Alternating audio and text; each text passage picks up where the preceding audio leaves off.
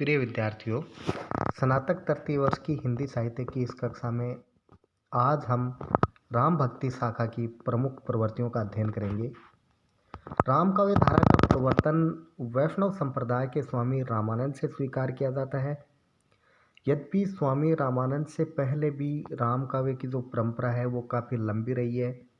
संस्कृत साहित्य में वाल्मीकि रामायण से लेकर हम राम काव्य की परंपरा देखते हैं। यद्यपि अपने संप्रदाय में देखें तो रामानंद भी अपने संप्रदाय के प्रथम गुरु नहीं थे, बल्कि रामानंद भी अपनी शिष्य परंपरा में काफ़ी बाद में आते हैं। तो राम काव्य का जो आधार है वो हम संस्कृत साहित्य से स्वीकार करते हैं, क्योंकि उसमें ही वो राम से संबंधित काव्य और नाटक खूब मात्रा में लिखे गए थे। इस काव्य धारा के अवलोकन से हमें इनकी कुछ मुख्य विशेषताएं दिखाई देती हैं, जिनका हम बिंदुवार अध्ययन करते हैं। सबसे पहले हम देखते हैं राम का स्वरूप। रामानुजाचार्य की शिष्य परंपरा में श्री रामानंद के अनुयायी सभी राम भक्त कवि विष्णु के अवतार दशरथ पुत्र राम के उपासक हैं, अर्थात वे राम को विष्णु का अवतार मानते हैं। अवतारवाद में उनका पूरा भरोसा है। उनके राम परब्रह्म स्वरूप हैं, अर्थात वो भगवान के स्वरूप हैं, साक्षात भगवान ही उसको माना जाता है। उनमें शील, शक्ति, सौंदर्य और मर्यादा का समन्वय है, अर्थात उनके जो राम हैं वो शील अर्थात उनका अच्छा स्वभाव, शक्ति संपन्न और सौंदर्यवान है। सौंदर्य में वे त्रिभुवन को लजावन हारे हैं, अर्थात उनका सौंदर्य अत्यधिक है। शक्ति से वे दुष्टों का दमन और भक्तों की रक्षा करते हैं तथा गुणों से संसार को आचार की शिक्षा देते हैं। वे मर्यादा पुरुषोत्तम और लोक रक्षक है। ये राम का स्वरूप है। फिर हम देखते हैं भक्ति का स्वरूप। इनकी भक्ति में सेवक सेव्य भाव है, अर्थात जिसकी भक्ति की जाती है उसके सेवक के रूप में अपने आप को मानते हैं। वे दास्य भाव से राम की आराधना करते हैं, अर्थात स्वयं को राम का दास मानते हैं। वे स्वयं को शूद्र अतिशूद्र तथा भगवान को महान बतलाते हैं। तुलसीदास ने लिखा भी है कि सेवक सेवे भाव बिन भवन तरिये उद्गारी। राम काव्य में ज्ञान, कर्म और भक्ति की पृथक पृथक महत्ता स्पष्ट करते हुए भक्ति को उत्कृष्ट बताया गया है। तुलसीदास ने भक्ति और ज्ञान में अभेद माना है, अर्थात दोनों को एक ही चीज़ माना है। भक्त ही ज्ञान ही नहीं कछु भेद, अर्थात उन्होंने कहा है भक्ति और ज्ञान में कोई भी भेद नहीं है। यद्यपि वे ज्ञान को कठिन मार्ग तथा भक्ति को सरल और सहज मार्ग स्वीकार करते हैं। इसके अतिरिक्त तुलसी की भक्ति का रूप वैदिक भक्ति रहा है, अर्थात वह वेद शास्त्र की मर्यादा के अनुकूल है। फिर अगला पॉइंट है लोक मंगल की भावना।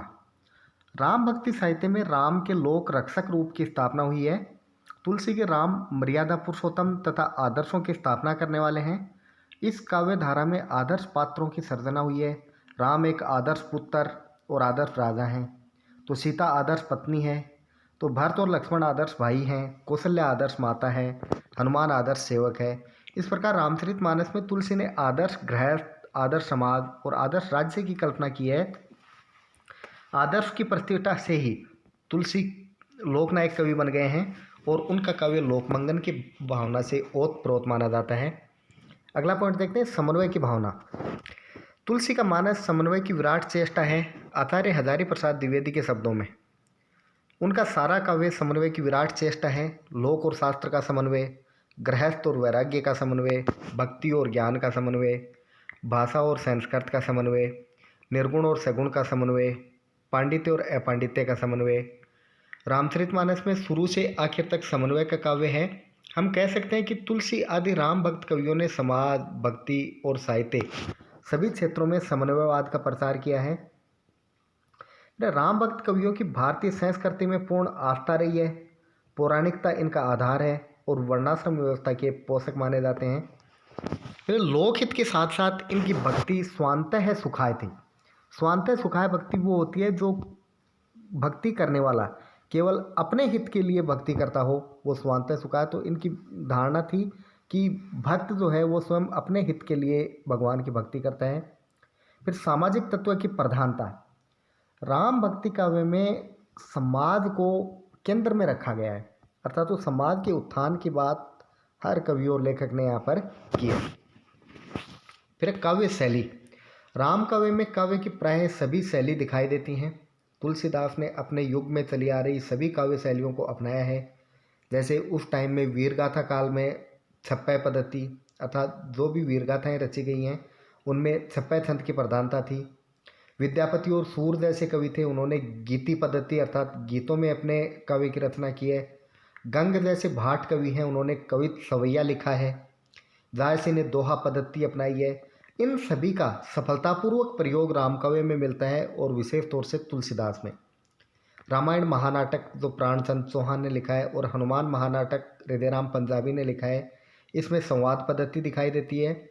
और केशवदास की रामचंद्रिका में रीति पद्धति का अनुसरण भी दिखाई देता है। इसलिए हम कह सकते हैं कि काव्य की लगभग समस्त शैलियाँ जो प्रचलित थी उनका इसमें समावेश किया गया है। फिर है रस। राम काव्य में 9 रसों का प्रयोग है। राम का जीवन इतना विस्तृत व विविध है कि उनमें प्राय सभी रसों की अभिव्यक्ति सहज ही की जा सकती है।